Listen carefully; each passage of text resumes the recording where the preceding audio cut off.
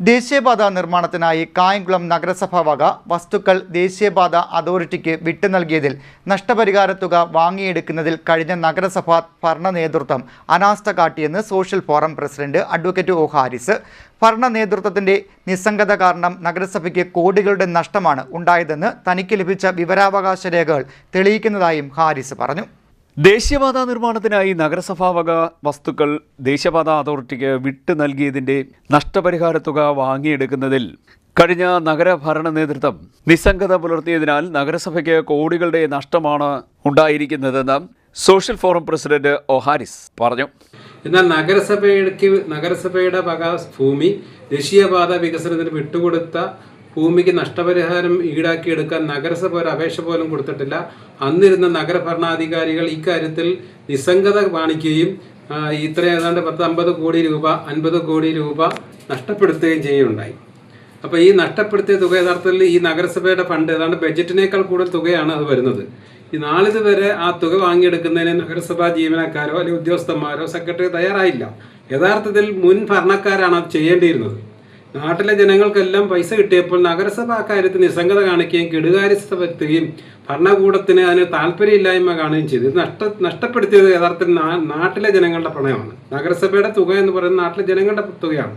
ആ ഉദ്യോഗസ്ഥർക്ക് ഇത് നടപടി സ്വീകരിക്കുകയും മുൻ ഭരണാധികാരികളുടെ കെടുകാര്യസ്ഥത ജനങ്ങൾ മനസ്സിലാക്കുകയും ചെയ്യേണ്ടതുണ്ട്. നമ്മുടെ നാടിൻ്റെ വികസനവുമായി ബന്ധപ്പെട്ട് ഭൂമി വിട്ടുകൊടുത്തവർക്കെല്ലാം തന്നെ നഷ്ടപരിഹാരം കേരള സർക്കാരും കേന്ദ്ര സർക്കാരും കൂടെ ചേർന്നാണ് കൊടുക്കുന്നത്. ആ തുക വാങ്ങിയെടുക്കാൻ പോലും കഴിഞ്ഞ നഗരഭരണാധികാരികൾ തയ്യാറായില്ല എന്ന് പറയുമ്പോൾ അവരുടെ ഭരണത്തിൻ്റെ പിടിപ്പുകേടാണ് ഇതിന് പിന്നിലുള്ളതെന്ന് സോഷ്യൽ ഫോറം ആരോപിക്കുകയാണ്.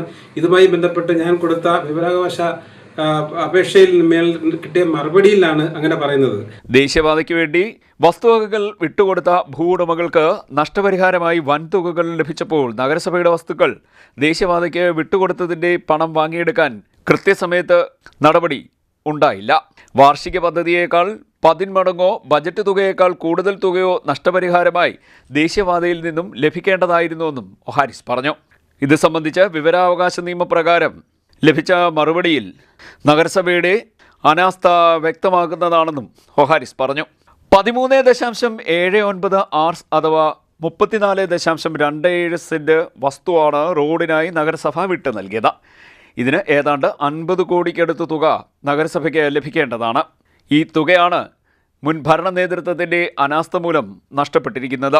ഭൂമി നഷ്ടപ്പെട്ടവർക്ക് നഷ്ടപരിഹാര തുക നൽകി ഭൂമി ഏറ്റെടുത്ത് കൈവശമാക്കിയ ശേഷമാണ് ഭൂമിയിലെ നിർമ്മാണ സാമഗ്രികൾ നീക്കം ചെയ്ത് റോഡ് പണി ആരംഭിച്ചിരിക്കുന്നത്. ഈ സമയത്തൊന്നും നഗരസഭയ്ക്ക് വേണ്ടി അപേക്ഷ സമർപ്പിക്കാനോ തുക വാങ്ങിയെടുത്ത് നഗരസഭ ഫണ്ടിൽ നിക്ഷേപിക്കാനോ അന്നത്തെ ഉദ്യോഗസ്ഥരോ നഗരഭരണ നേതൃത്വമോ തയ്യാറായില്ല. ഇത് കെടുകാര്യസ്ഥതയും പിടിപ്പുകേടുമാണെന്നും അനാസ്ഥ കാട്ടിയ ഉദ്യോഗസ്ഥർക്കെതിരെ നിയമ നടപടി സ്വീകരിക്കണമെന്നും social forum president O Haris പറഞ്ഞു. CDNet news, Kayamkulam.